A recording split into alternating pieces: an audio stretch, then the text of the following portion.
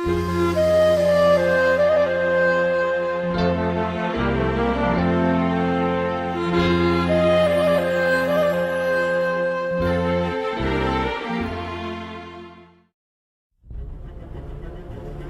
היה נאום שהדהים את העולם כולו. I stand here today as the Prime Minister of Israel, the Jewish state. ראש הממשלה, מר בנימין נתניהו, עמד מעל בימת האום וניפץ בזה אחר זה את השקר הגדול. Nothing has undermined that mission, nothing has impeded it more than the systematic assault on the truth. הדליק אבוקה של אור בגאווה יהודית נדירה, במנהיגות יוצאת דופן, הצית לבבות יהודיים בעולם כולו. אדוני יברך את עמו בשלום. אדוני ייתן עוז לעמו. אדוני יברך את עמו בשלום.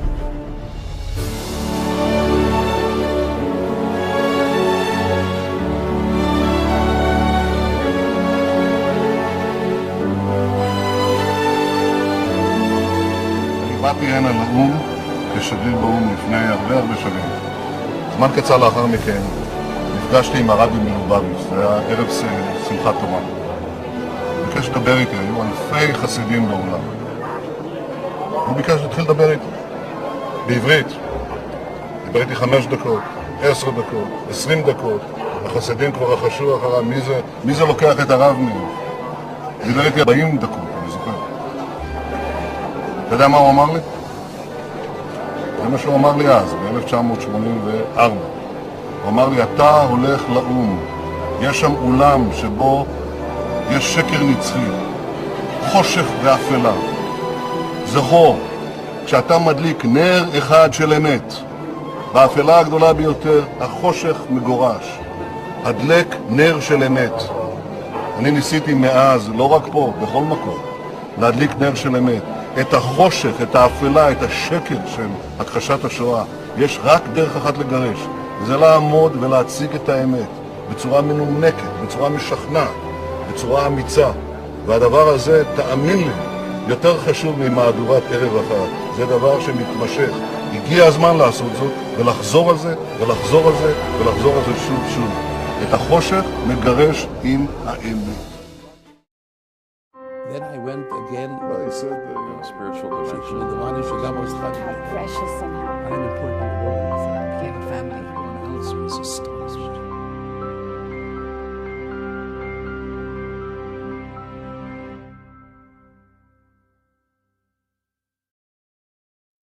מר ג'פרי דייביס הוא פעיל קהילתי בניו יורק. ב-1990 הוא ייסד את הקרן אהוב את עצמך, הפסק את האלימות, יחד עם אחיו, חבר מועצת העיר ג'יימס דייביס, שנרצח לאחר מכן בבניין עיריית ניו יורק.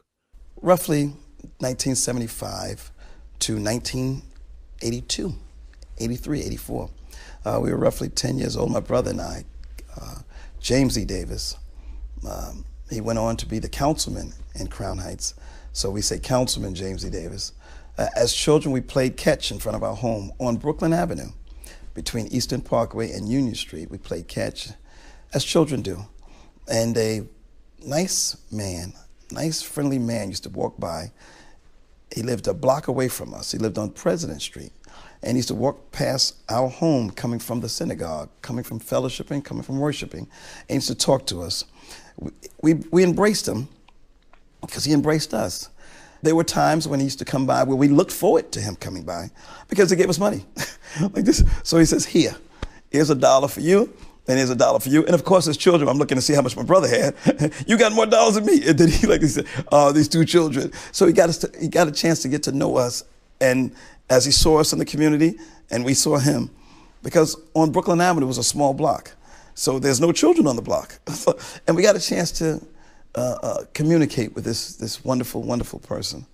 Our whole life, career-wise, has been because of a lot of teachings that he taught us, a lot of things that he said, a lot of kind things that he said.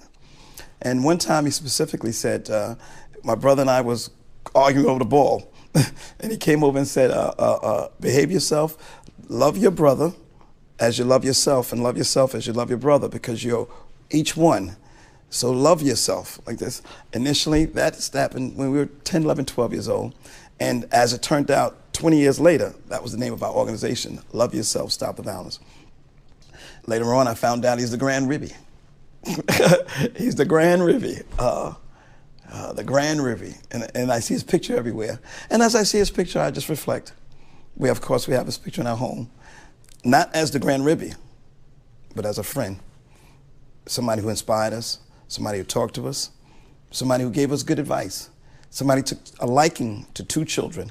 So when I speak of him, I reflect about someone who was, I would give him 75, 80 years old at the time, maybe a little older, that used to talk to us, that didn't look like us, but opened the door for us to communicate and to embrace all human beings